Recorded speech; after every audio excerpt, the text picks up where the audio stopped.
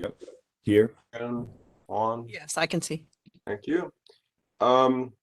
So I failed last meeting to call for approval of the minutes of the October 11th meeting. So I would ask someone wants to make a motion to approve the minutes for the October 11th meeting as well as the October 25th meeting. Mm. Is there a motion to approve those? Yes. I move to make a motion to approve both meeting minutes.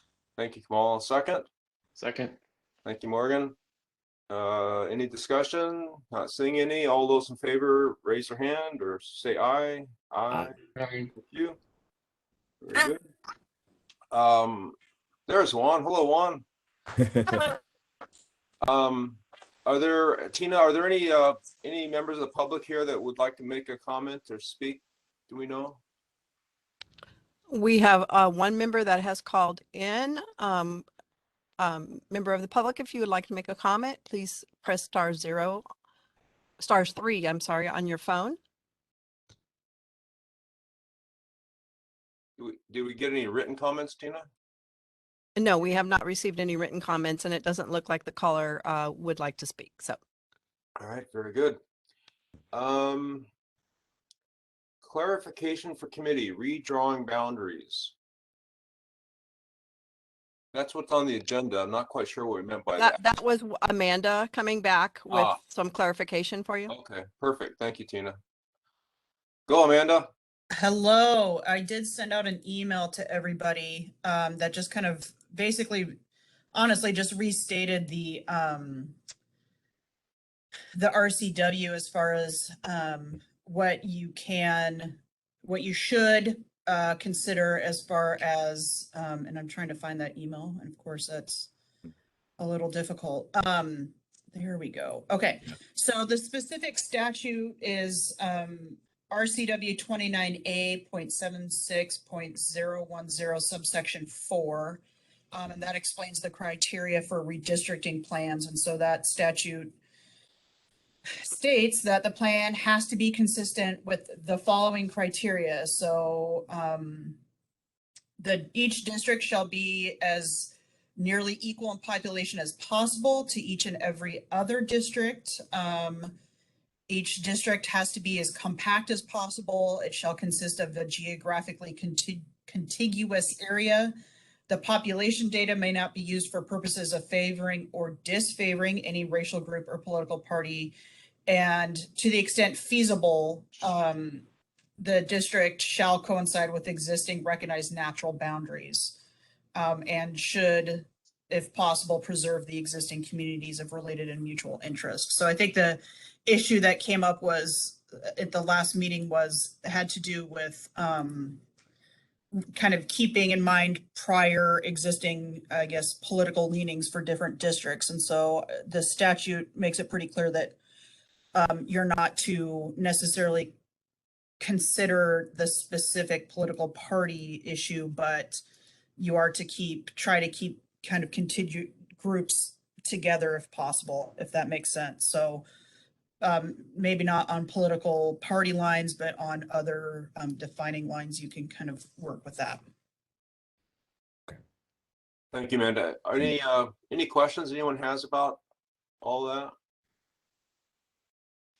Good. Well, Amanda, thank you again. So I took a bit of a risk last week. Paul Newman had contacted me and said, hey, it appears voters have approved the 5 districts in the charter, and should I continue to work on the 4-district program or just focus on the 5-district program? And I said, I think it makes sense it is clearly going to pass. We're clearly going to have 5 districts in the county. And so I went ahead and asked Paul just to work on the 5-district program. I hope if anyone has disagrees with that, let me know, or let's talk about it right now. We can ask him to go back. But is that okay with everyone? What I have him do? I will say probably yeah, that's okay, because I think those percentages are pretty varying there, and pretty overwhelming. Very overwhelming. Yeah. Yeah, and I'll mention that really we've been working on the 2 together, the current 4 and the proposed 5, And I really haven't done a whole lot yet I mean, Greg is correct. I reached out to him with a question that he shared with you, and he responded. But then I decided to hold off and talk to the whole committee. Sorry about that, Greg. I gotta put you on the spot. It's okay. But I just want to be in sync with the committee. And really, what I was looking at doing is I can talk about it later on. But the web map that I shared with you defaults to the 4-district plan, the existing 4-district plan, and I was thinking I should just change the default map to the 5-district plan, but as I mentioned, I've held off on that, and I could talk more about that when we're at that point in the agenda. Juan, do you have a comment on any of that? You must be muted, Juan. We can't hear you.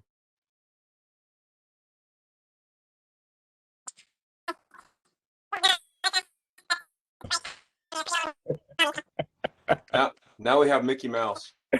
Yeah. Wow. Maybe you need to get back on your phone, Juan. That worked okay.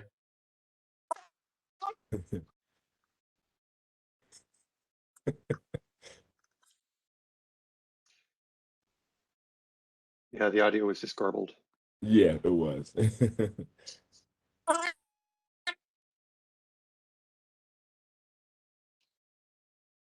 Still not working. Mm-mm. Still sound like Mickey Mouse.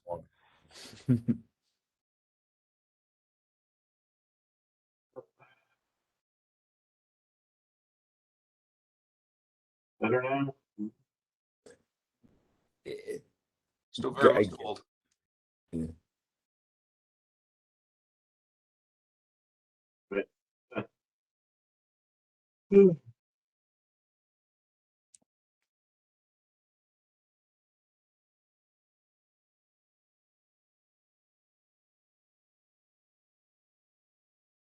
Definitely get it.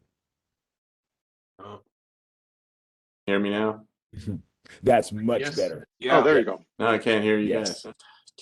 That's nice. Well, Yeah, cool.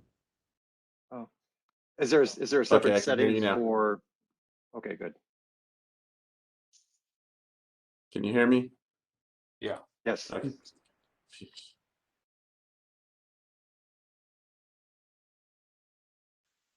Yeah. So nothing to say, just everything seems to be overwhelming towards the 5-district. So why bother with the 4 now? I guess I would have liked 4, but Okay. Okay. So we'll move on to the presentation by the redistricting master. Go, Paul. All right. All right. Can you enable me to share my screen? There we go. Okay, one moment.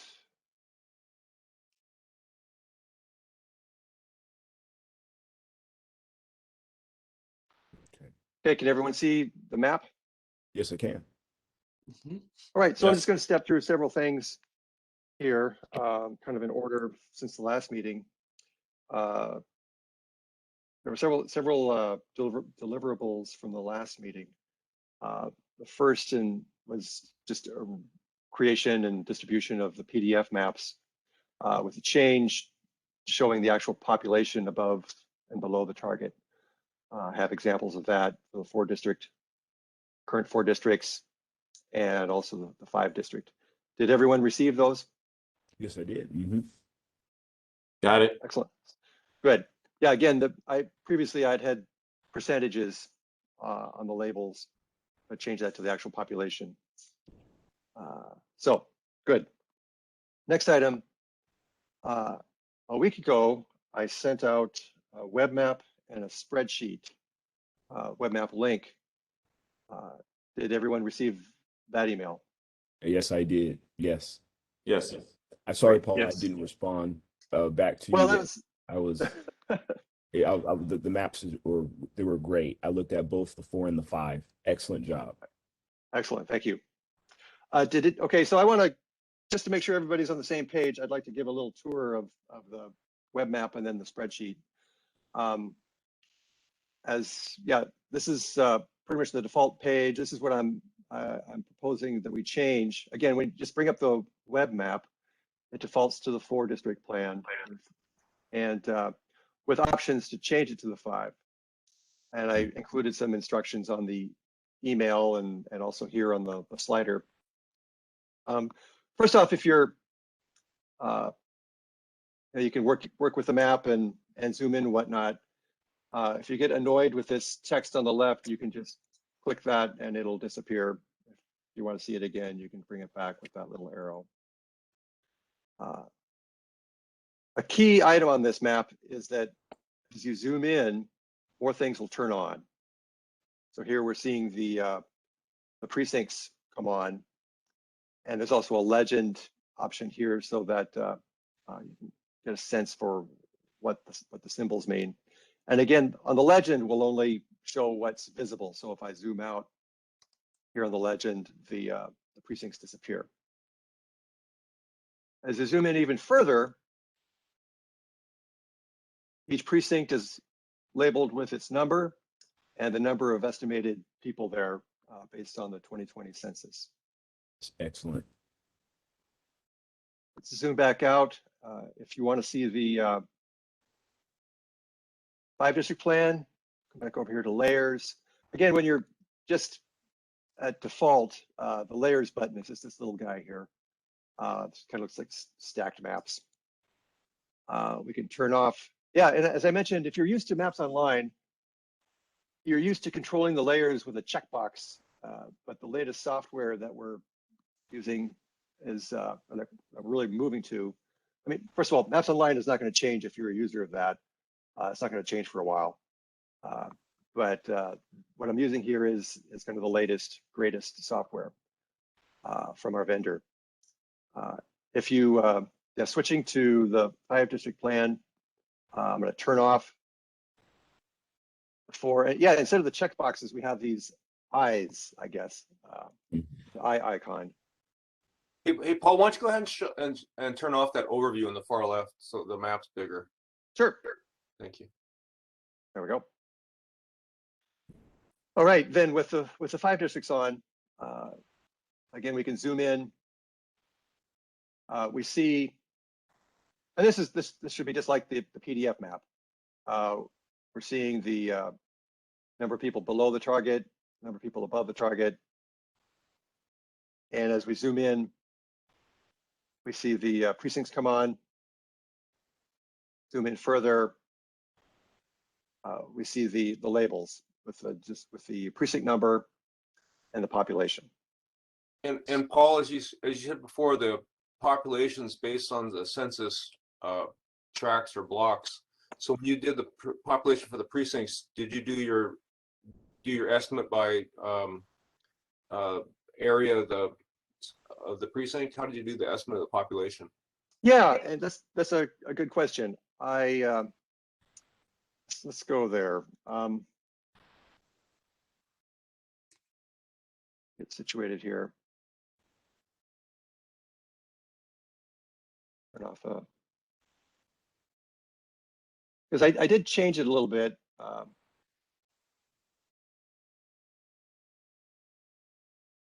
There we go. Okay. So for the most part, we're just going to look at precinct 153. And for the most part, maybe 95% of the time, the census blocks fit very nicely within the precincts.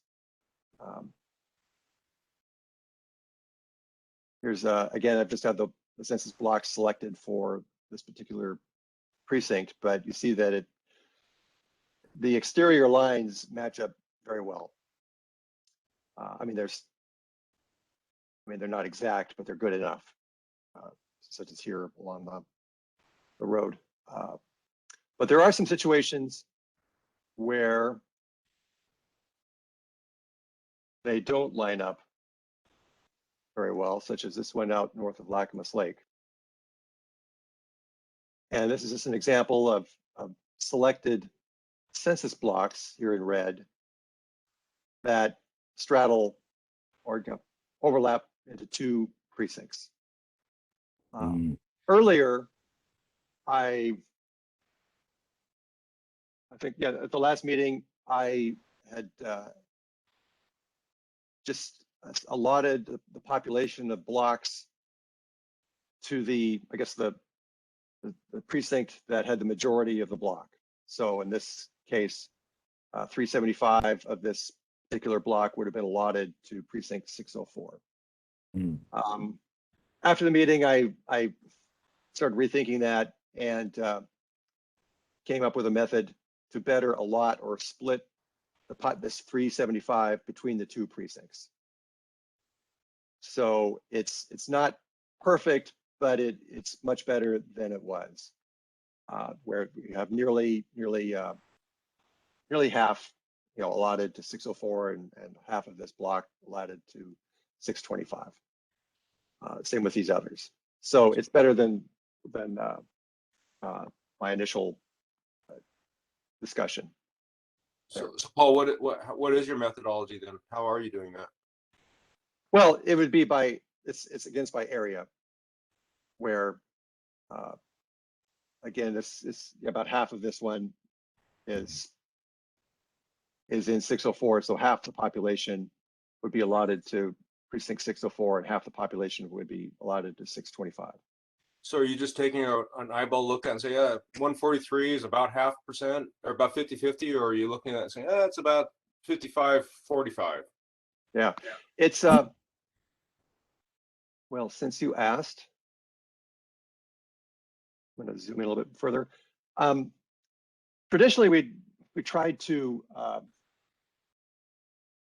I guess, overlay these polygons with, together, and while it would work, we'd end up with slivers, and it would be rather messy. So I used a different method where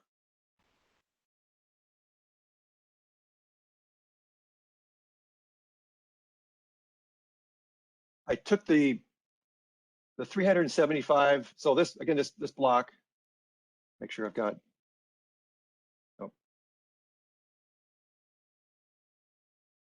stand by.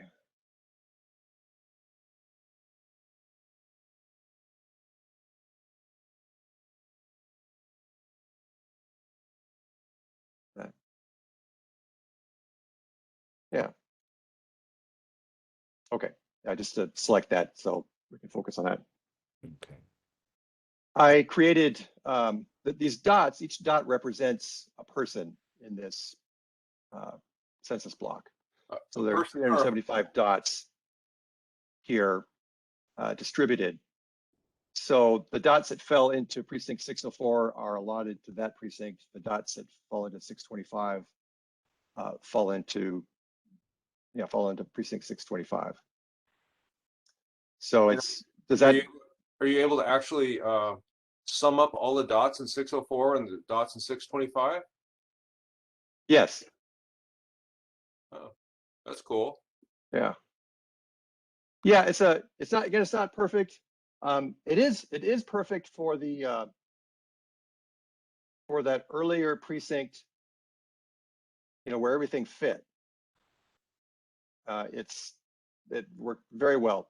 Here it's not perfect, but it's within 10% or so, and much better than the earlier method. Yes.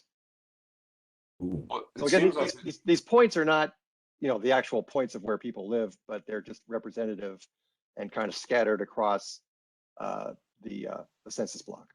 Okay. Well, that seems pretty darn. I'm surprised. It would seem to me it's probably closer than 10%, but yeah, that seems like a pretty precise way to estimate the population in those precincts. But again, it's based on the assumption that population is distributed evenly across the census block, and it's not. So we're taking an assumption there. I haven't looked at it very closely, But it's certainly better than where we were at our last meeting. Oh, okay, I guess I misunderstood. I thought you were saying the dots do represent where people actually reside, but it's Yeah. just someone's just taken the number of people in that precinct, in that census block, and then randomly distribute it. Yes. Yeah. Okay. Kind of randomly but evenly distributed, and yeah, so it's still, we're making an assumption here that people are evenly distributed across the census block. Oh. Well, because it's looking at the census block, it looks like there are places where the dots are much more dense than in other places. Yeah. Mm-hmm. It's just the random nature of it. I mean, sometimes they're clustered, sometimes there are areas of cluster on both sides. Yeah. So I guess I still don't quite understand that then. So you got the census block. Mm-hmm. You've got the total number of people that are in that census block.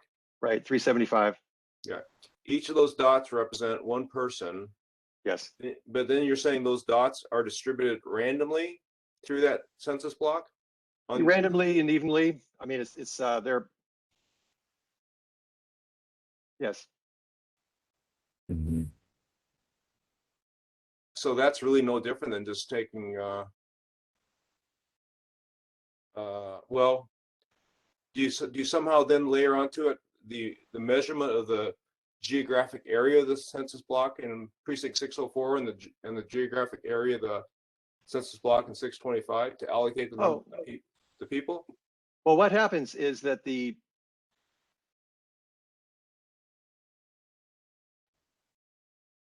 select this.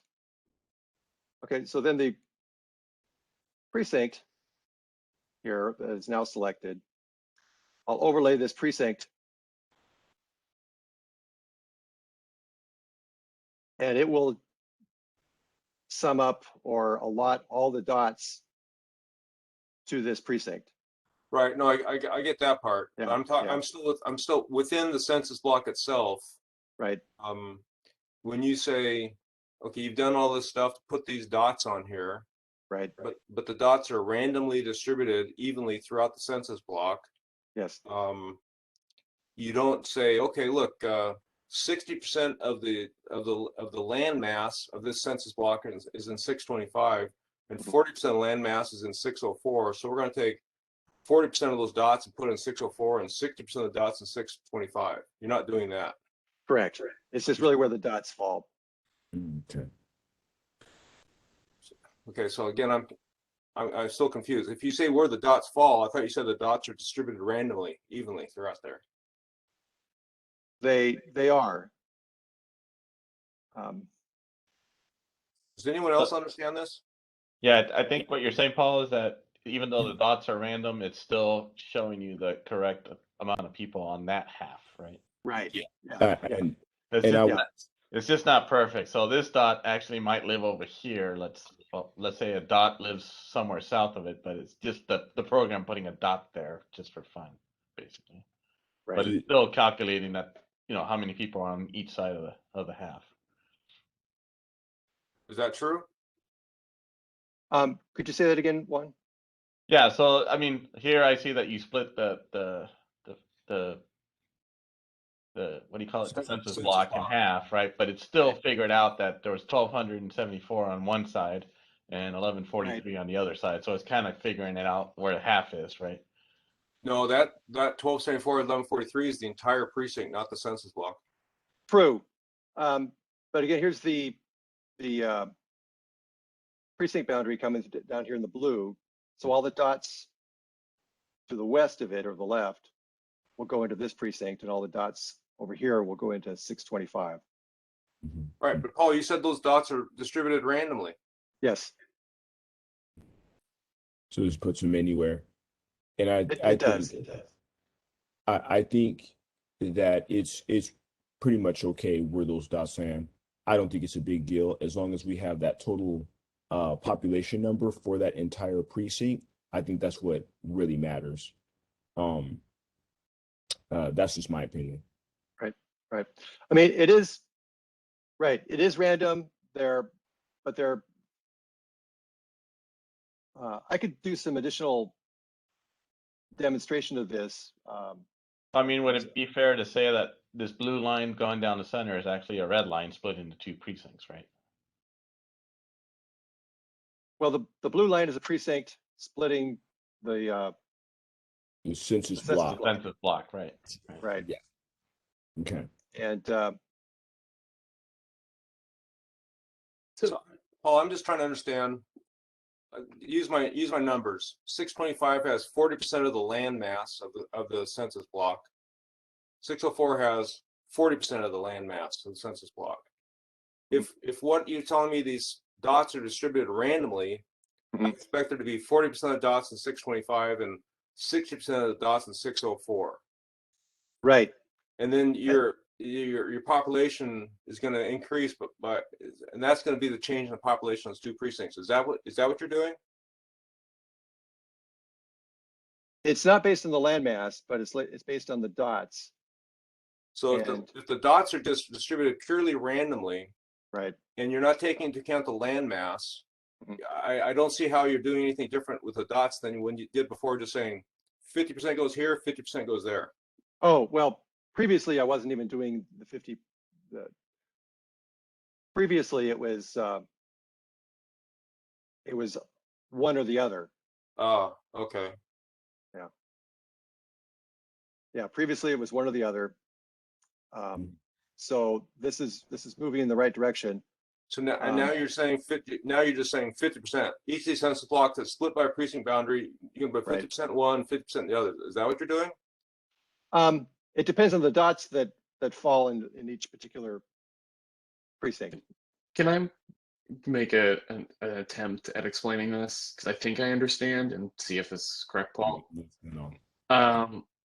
So you have these, like the computer has these shapes, and then you're saying you wanted to draw in that one in the middle 375 dots randomly within Exactly. it. Yes, And yes, they are. It's also, and then you're having the computer count up how many of those dots fall on the west side versus the east side of that line. Yes. And that's determining what your estimated population for each precinct is within that census block. Is that correct? Yes. Okay, so it's taking into account the land mass. Okay. Yeah. I mean, yeah, that's. Yeah. I'm sorry. Yeah. Again, when the computer generates 375 dots, it is constrained by this boundary. So to put it another way, if the computer generates 375 dots and 40% of the land mass is in 625, it's going to put 40% of the dots in 625 and 60% in 604. Yes. Is that right? Yes. Okay, so it is taking into account the land mass of each precinct. Yeah. Okay. Okay. The land mass of each of the census block that's located in each precinct, to be more precise. Okay. Yeah. All right. Thank you. Yeah. Sorry. Yeah. Thank you to the other committee members for helping out You with understand.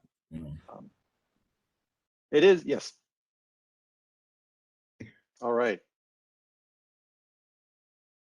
Any other questions? Okay. No, for me, good work, Paul. Awesome. I guess maybe one thing I would ask, I don't know if it will necessarily be possible, but it seems like there's not a ton of situations where this is happening, and it might be beneficial for us to, at least when we're drawing the districts initially, to try to not have them fall into different districts if it's possible. Now, I know that that's not always going to be the case, but that just might be a way to avoid some of the uncertainty associated with these split census blocks. Good idea. So the challenge with that is to line that up with the idea of using existing precinct boundaries. And there's the kind of the trade-off. And I don't know that, Paul, do census blocks, they don't necessarily follow ledge district boundaries, council district boundaries, cities and town boundaries, do they? They don't have to. Yeah. What I'm seeing is that For the most part, they do, but there are exceptions like this. Now, this is one of the most significant exceptions in the whole county. Yeah. Out here north of Camas. Others are smaller situations, but I think because both census blocks and precincts tend to follow either roads or streams, that often they do line up. Well, maybe I should say that again. I should make it more clear what I said. Because precincts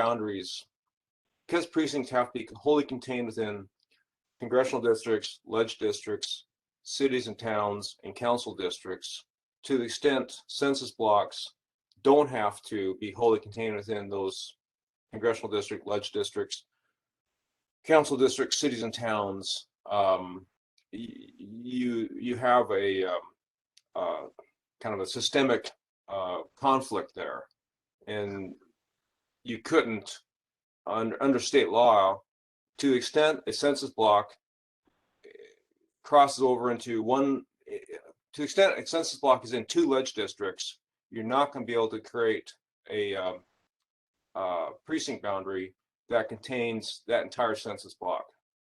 Right. Does that make sense? Yes. Yeah. And Yeah, I think and I that's, guess. Oh, go ahead. sorry. Go ahead, Paul. I mean, when we come across situations like that, I think that's when we're not going to split census blocks. I mean, officially, I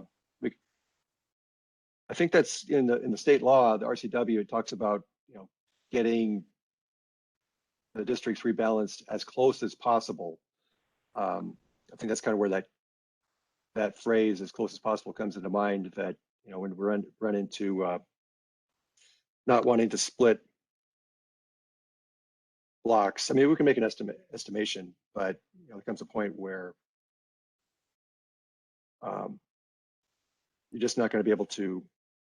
Oh, and that's with the precincts as well. That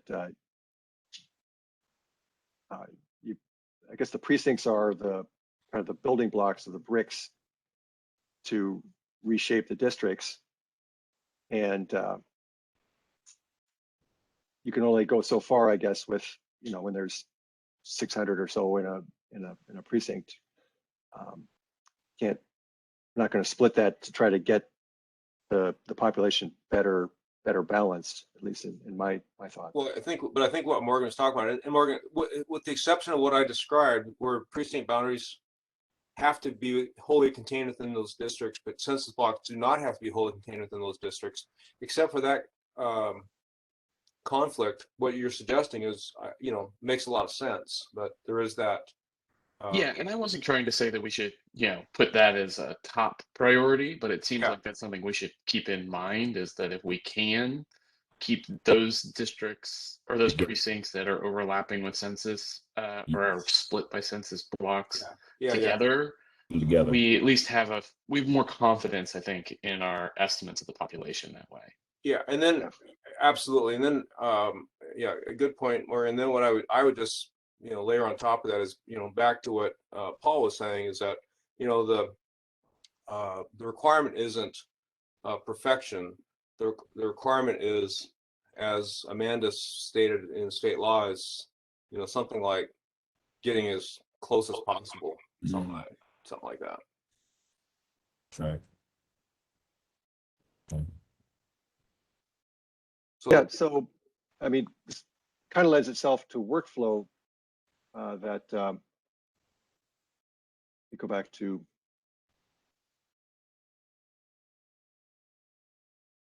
I guess what I'm thinking of in terms of moving forward is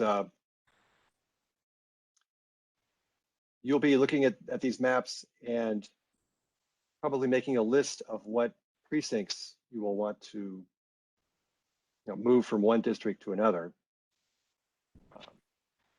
For example, District 5 needs some population, so you may be looking at precincts in this area.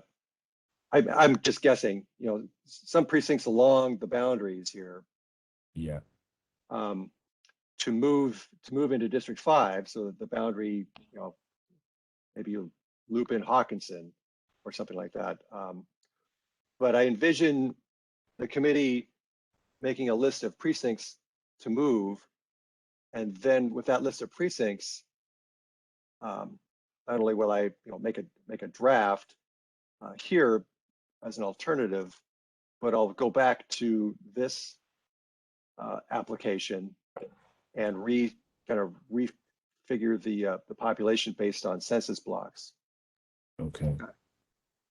And I mean, I don't have it here, but I will add the precincts into this map as a guide, and then start to select census blocks, for each full precinct, just to as the kind of the final count, to get the final population. And then of course, this is a point where the big challenge, the big conundrum that we face in this, which is that we won't know precinct boundaries until next Monday, November 15, when the state committee issues its plan. Well, when we hope the state committee issues its plan. And so that's just, that's the big challenge. Yeah. Again, Greg, Wow. to reiterate that, so with the updated, I mean, on that date, will the state legislative districts be, that's a decision date, that it'll be set, or is it? Yeah, so on November 15, the state committee is required to issue its plan Okay. for the congressional and legislative districts. I don't think they've ever failed to do that, but if they do, then it goes to the Supreme Court to create the plan. Okay. And then that may cause some precincts in Clark County to be changed, right? Not may, it will. It will. Okay. Okay. So, in other words, this precinct up here along Mill Creek may be split, and then we'll go into an update cycle. We, as in elections and GIS, Yep. will reshape, Yep. reconfigure these precincts, and then I can, once that's settled, I can then refigure the population for these precincts, and we move forward. Yep. Is that kind of what's in mind there? Yep. Yep. All hands on deck at after November 15. Okay.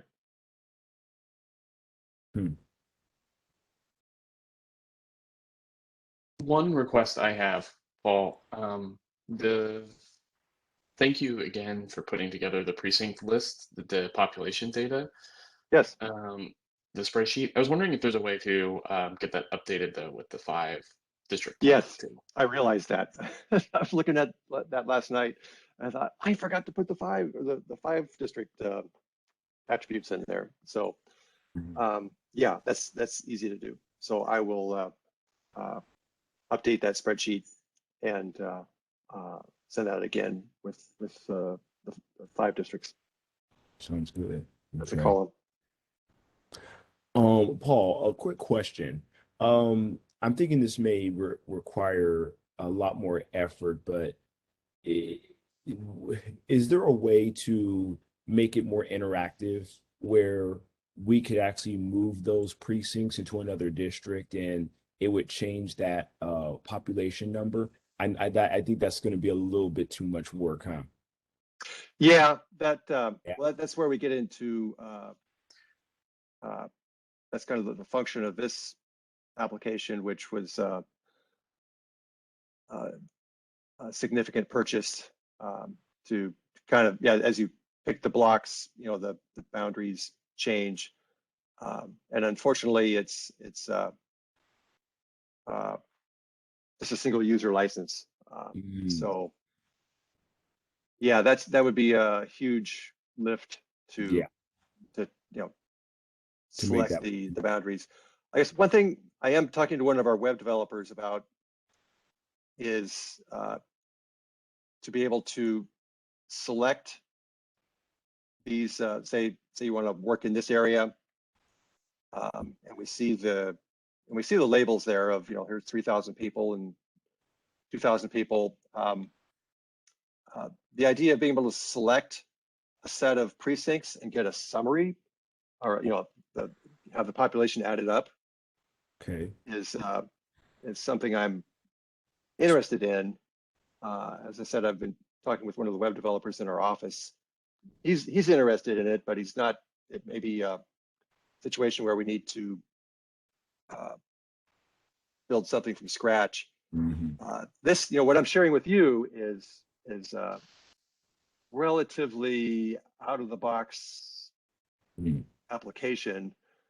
I mean, I could figure it. I load the layers, I put in the labels and whatnot, but it's fairly straightforward. But to do something as I described would be a kind of a heavier lift, but it does seem like it would be handy, again, to be able to select some precincts and have a little pop-up say, what's the total there, rather than you having to do a manual addition of these guys. Okay. I can't promise that, but we're talking about it, and he's Okay. He's certainly interested in it, but it's I can't promise that. Well, Paul, it seems like a fairly kind of Fred Flintstone kind of approach, but couldn't, with the spreadsheet that you've created with the populations of each precinct, and then as you update that for the five districts, someone could kind of just do that manually, right? Just move those precincts into the different districts. Oh, absolutely.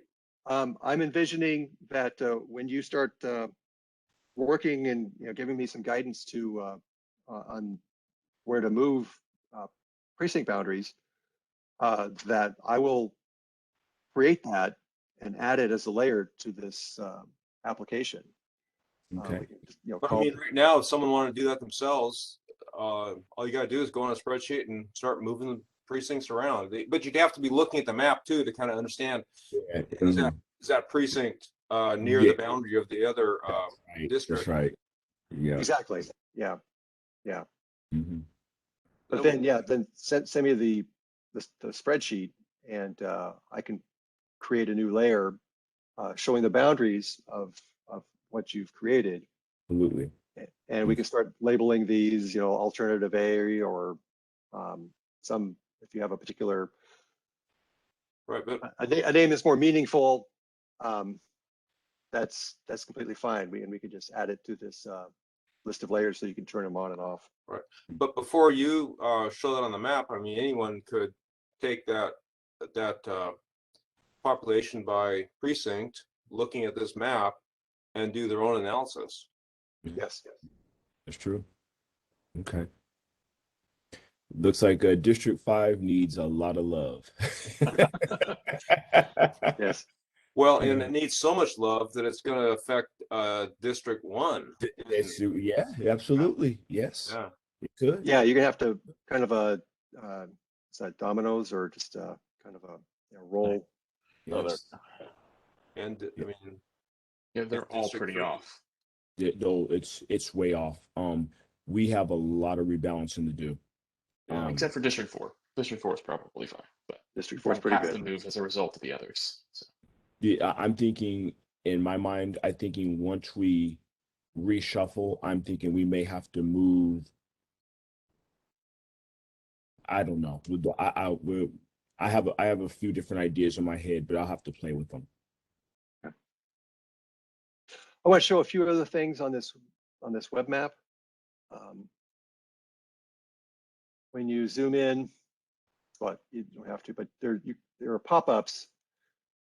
So when you're at this level and the labels aren't turned on yet, you can click on an area, and notice that one of two pages here.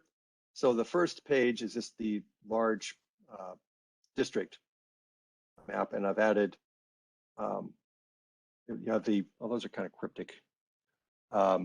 These are some of the demographic data, and I'll go ahead and make those more friendly to read. Those are some of the census names for some of the race and ethnic groups. But click here to the second page, and you'll see the election precinct and the population with the number and whatnot. So just note this: when you do a pop-up, you'll get, if there are 2 layers on, you'll get 2 pages of the pop-up, and you just have to cursor through that to make that, to get all the information. Okay. good Well, how stuff. did you access that again? You just click on the map. It's Okay. yeah, there's no button to push. Okay. Mhm. Oh, when I was Um, playing with it, I saw that information, Paul. That's awesome. Yeah. Yeah, I'm sorry, I left inadvertently left some of those field names rather cryptic. Mm. Also, if you want to see an aerial photo, I mean, again, as you zoom in, you get more detail on the map, street names and whatnot. If you want to see an aerial photo of an area, there's this button for the base map. So you can click that and you'll get options such as aerial photo imagery. You turn that on. Sweet. To get back to that original base map, we have it set to light gray canvas. That should take it back. Yeah. Or if you get lost in here, you can just do a refresh.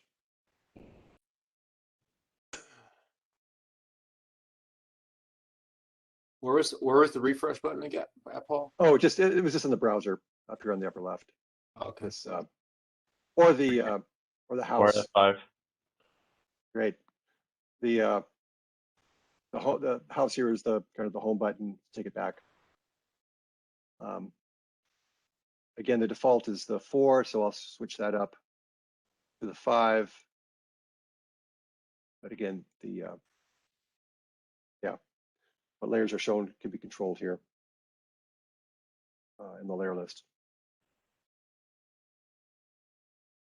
All right, so we've talked about the spreadsheet. I will add the districts from the five district plan to that and send it out. I'll make the field names more friendly on the pop-up. And we've talked about some workflow ideas and how we can demonstrate, create and add some alternatives here to the web map for review. But again, it sounds like we're waiting for the 15th for what will likely be some change to precincts. Well, if our goal is to minimize the impact on precinct committee officers, minimize impact on voters of not getting multiple notices of changes of precincts.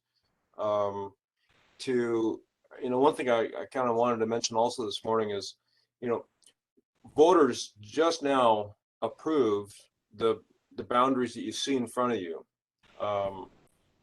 And I think it would be appropriate to be respectful of that, that very recent decision by the voters. However, we also have to follow a law that says you have to rebalance these things. But for myself, I am going to be thinking about the fact that the voters just now saw these boundaries and said, "Yep, that's what we want." And so, Yeah. Wow. Right. I think in the charter review was included that map, the 5-district plan map. Oops, as soon as I get to it. Yes. And we did a population analysis as best we could at the time. This was back in May, with current information. So, an attempt to make it balanced at the time was made, but we just didn't have that, the latest information. Paul, do you So know, this- do you know if the, your fancy, census block, little dot, allocation method, was that used, in this map or in that calculation? No, this was actually based more on tax lots and an assumption of people, the number of people per household. Oh, well, So the assessor carries the number of housing units in tax lots. So uh-huh. then we select tax lots in each district, look at the number of households, and then multiply, with say a 2.5 or 2.8 number of people per household. So that's how this was how these numbers were generated or estimated.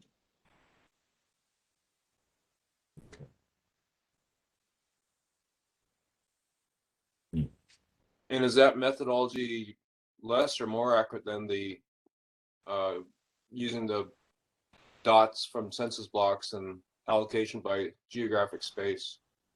I think tax lots would be much more accurate. Tax lots more That's- accurate. Yeah, you're really narrowing in on where people are living there. So why don't we use that this time?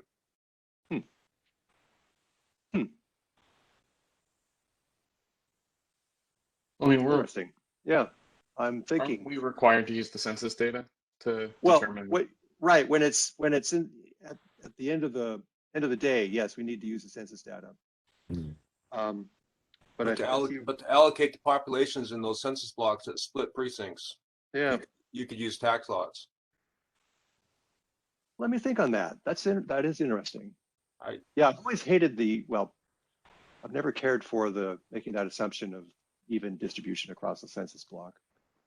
We'll say when you zoomed in on that census block, you showed, I thought maybe you're going to show like a aerial image showing, how many houses are there, and then make an estimate. Right. Oh, look, there's that many, there's lots of houses there, not so many houses there.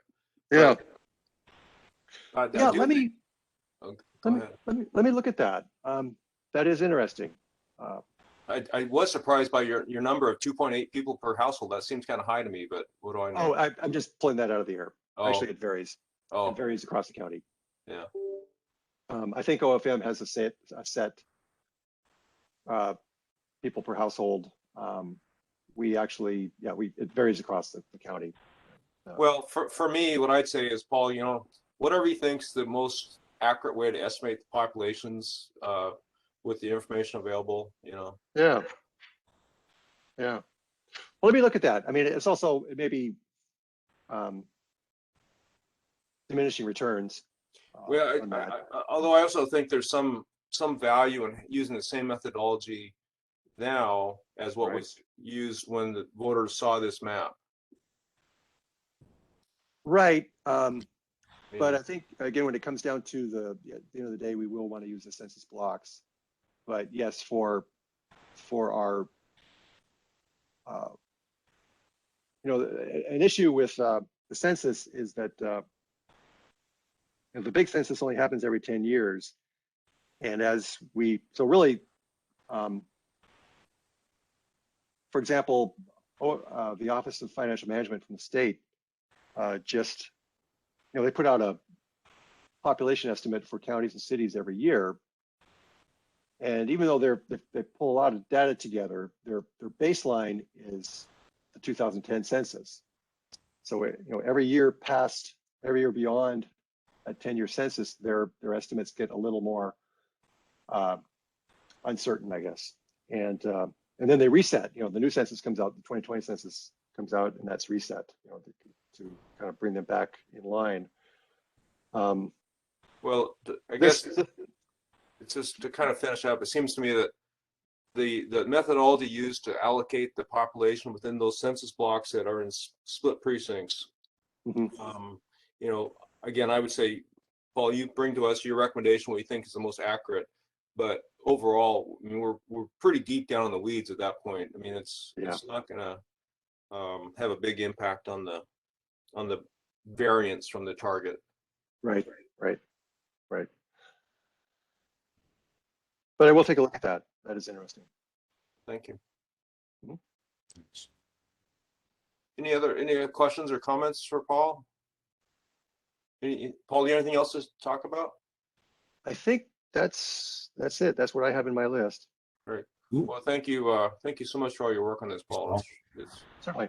fantastic to have a resource like you available. Excellent. Thank you. You're welcome. Yeah. Morgan, Juan, Kamal, you guys have any questions or comments for Paul? At the moment. Not at the moment. No, I'm not yet. I just know that we definitely have our work cut out for us. And yes, this is the map, as you said, Greg. This is what the voters voted on. But man, there's, there's some shifting that's going to have to be done. I can see that. Yeah. We may not make anything. We're going to try not to make things look too much different, but I'm looking at District 5, and I'm just seeing something is going to have to be moved. So, Absolutely. Yeah. Oh, yeah. But I think looking at, just to comment on Small's point, like looking at the numbers of people in precincts, like we are talking about still moving, maybe at most 20, 30 precincts. Mhm. Yeah, it's like it's not gonna, some of these are pretty large, especially on the border here. 2,000, 1,500 people. So Well, that makes up the difference on that 5,000 pretty fast. yeah, thank you, Morgan, for that observation, because, we're, if you think about, the goal of the target from the perfect, 0% deviation from the target, not going to get there. And like you said, it's not going to take that many precincts to get within a reasonable plus or minus. Okay. And And I understand that Oh. the populations don't have to be spot on, but obviously as equal as possible, so. Yep. And that's, I Well, think, a question for us all to think about is, what is an acceptable variance from perfection? That's correct. It's correct, Greg. Yeah, that's definitely something to keep in mind.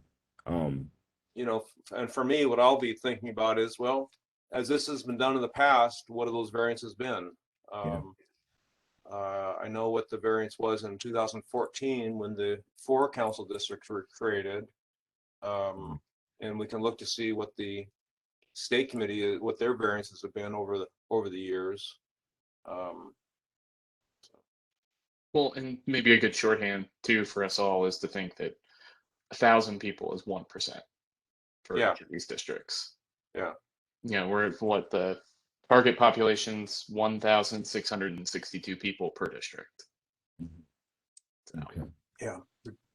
Dealing with a pretty small variance. Mhm. Okay. So on that, if there's no other comments or questions for Paul, the next item on the agenda is the next meeting. And I would suggest, since the state committee is supposed to issue its plan next Monday, the 15th, I'm suggesting maybe we meet like on Thursday, which would give folks a chance to kind of review, look at the state plan, or maybe even Friday. What do other folks think about when we should meet next? I'm looking at my calendar now. So we said the 22nd will be the next one, but so that would be the 18th would be a Thursday, and the 19th would be the Friday. How about Thursday? I will Thursday or Friday works good for me of next week. Yeah, same thing. yeah, both days are fine for me. I think obviously we want to check in with Janet and see if there's a day that specifically works for her. But yeah, I mean, Saturday morning works for me too, if everybody's available. Yeah. Well, the 11th is Veterans Day, so I know Paul won't be in the office that day. Well, that's the 11th, right? Not the 18th. Talking about, yeah. Oh, I'm sorry. Yeah. Yeah, the 18th.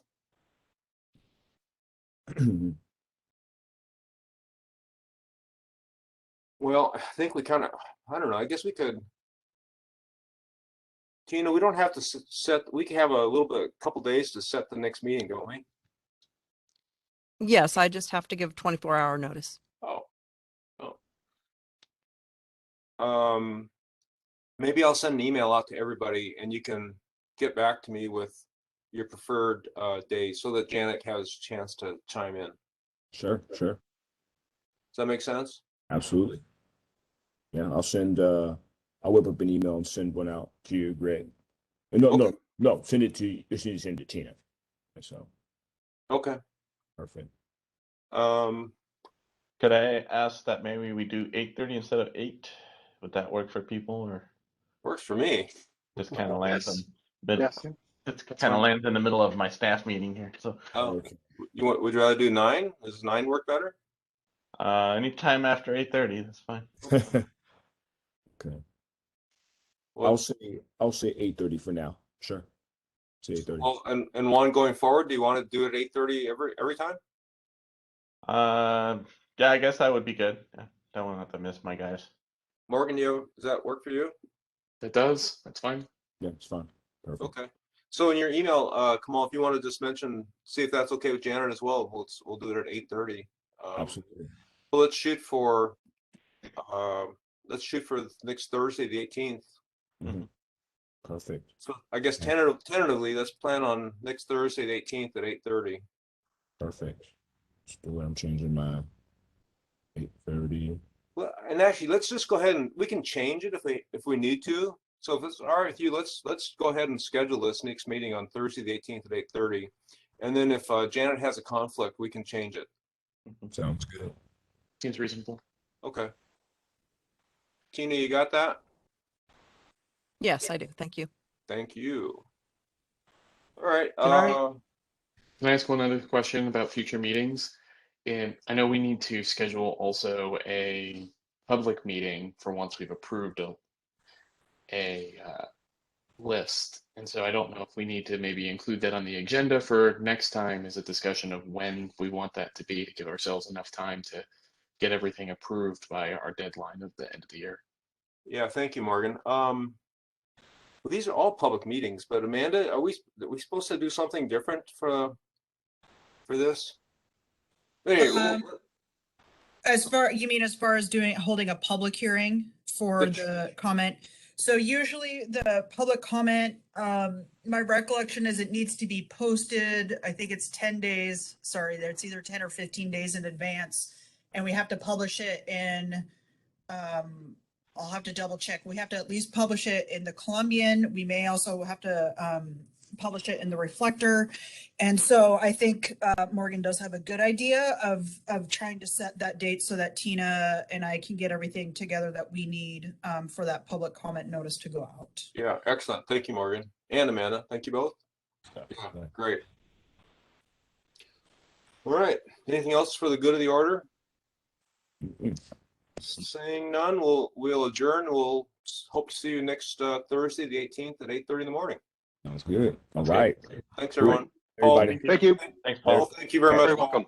Bye, everybody. Bye-bye.